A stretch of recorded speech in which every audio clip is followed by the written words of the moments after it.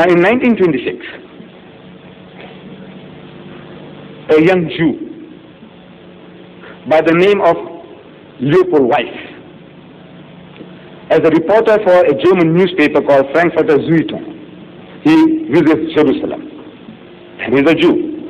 So the Jews were having a meeting with Weizmann from England. He is really the father of this Jewish state, Israel, Weizmann. So in the meeting, they had a plan on the big table, and they were marking out what are you going to do, and we'll take this away, and we'll take that. Among the Jews, they're planning, scheming. Ben Gurion was there.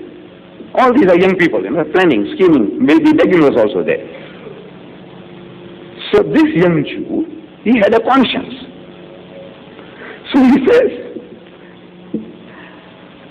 while this discussion is being carried on, he said, I'm reading from his book, he said, I had the disturbing impression that even he, Weizmann, like most of the other Zionists, was inclined to transfer the moral responsibility for all that was happening in Palestine to the outside world.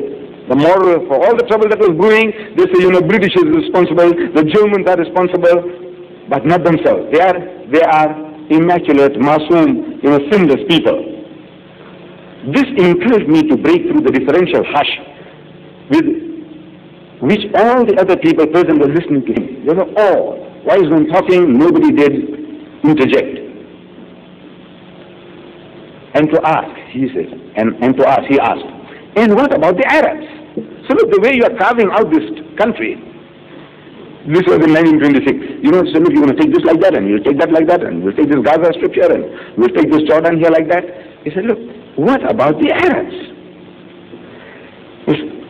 So this our reporter says, Leopold Weiss, Austrian-German Jew, said, I must have committed a faux pas, a false step, something that I shouldn't have, something out of turn, by just bringing a jarring note into the conversation. For Dr. Weizmann turned his face slowly toward me, put down the cup he had been holding in his hand, and repeated my question. What about the Arabs? What about them? So what about them? What about the Arabs? Well, this young man bleats. Well, how can you hope to make Palestine your homeland in the face of the vehement opposition of the Arabs, who, after all, are in a majority in this country? They are in a majority in this country, in Palestine. So the Zionist leader shrugged his shoulders and answered dryly. He said, we expect they won't be in a majority after a few years. We expect they won't be in a majority for very long. Perhaps so, this young man says.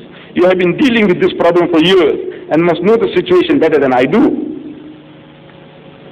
But, quite apart from the political difficulties, which Arab opposition may or may not put in your way, does not the moral aspect of the question ever bother you? The moral aspect, robbing somebody else's property, somebody else's land, somebody else's home, does that not bother you?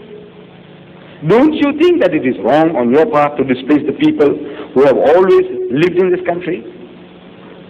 But it is our country, replied Dr. Weizmann, raising his eyebrows. This is our country. We are doing no more than taking back what we have been wrongly deprived of. This is the mentality. This is our country, and we have been deprived of rightfully what belongs to us. We have been wrongfully deprived.